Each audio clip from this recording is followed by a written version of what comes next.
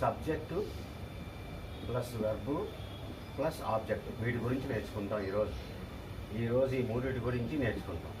తర్వాత వచ్చేసి కాంప్లిమెంట్.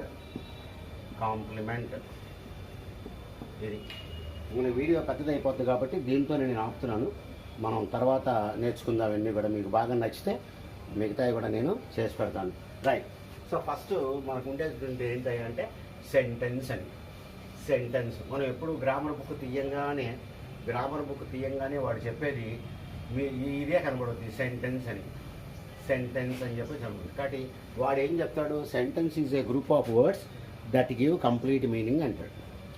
ఏదైతే పూర్తి మీనింగ్ వస్తుందో దాన్ని మనం సెంటెన్స్ అని చెప్పి అంటాం. కాబట్టి మనం ఇచ్చిన సెంటెన్స్ చదువుకొని అది ఫుల్ మీనింగ్ వస్తుందా లేదా అని చెప్పి మనం చెప్పుకోవాలి. ఇప్పుడు చూడండి, నేను హీ వెంట్ అని రాశా. హీ వెంట్, అతను వెళ్ళిపోయాడు.